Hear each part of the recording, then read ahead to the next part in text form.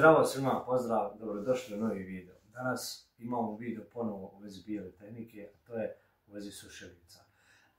Kako ćete raspoznati sušilicu, da li je sa toplotnom pumpom ili je sa običnim grijačem? Naravno, ovo je video za one koji ne znaju. Kad otvorite ovdje dole filter, tu možete da vidite jedan radijator ili filter. Ovdje inače na ovoj strani bude filter koji vi uklonite da bi došli do tog radijatora.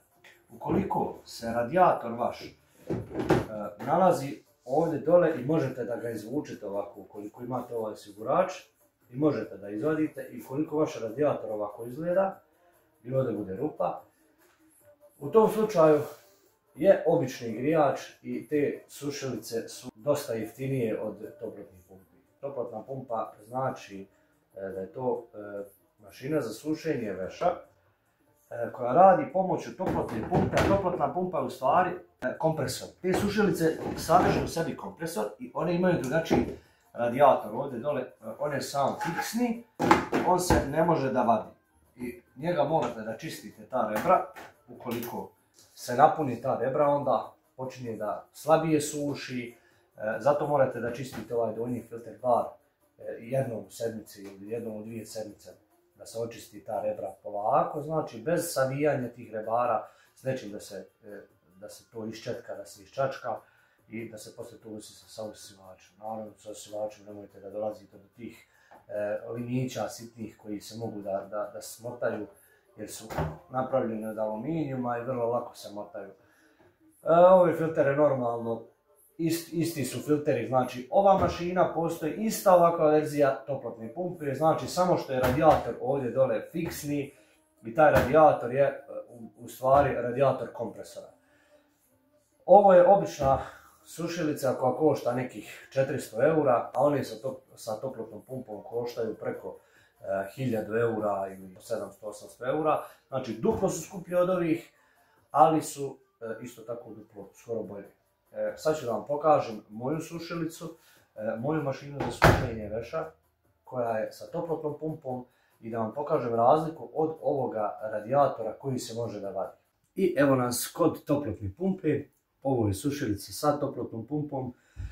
Znači rekli smo, u stvari filteri su skoro isti, filteri se ovi gornji čiste na svakih 1 do 2 sušenja, znači zavisi koliko veša sušite, ukoliko sušite puno, potrebno je pri svakom sušenju da se očisti, to je poslije svakog sušenja da se očisti sušilica, to je ovaj filter gornji, a svakih 7 do 15 dana potrebno je da se očisti sa nekom četkom. Evo ja tu imam, uz Samsunga sam dobio ovu četku za čišćenje filtera, to jest radijatora. Filter se izvadi vani. Ovo je filter, unutra ima spužva jedna, to je filter i to se vadi. Ali radijator se ne vadi. Ja ću vam pokažem kako taj radijator izgleda. Evo ja imam Elin, 8 kg, toplotna pumpa.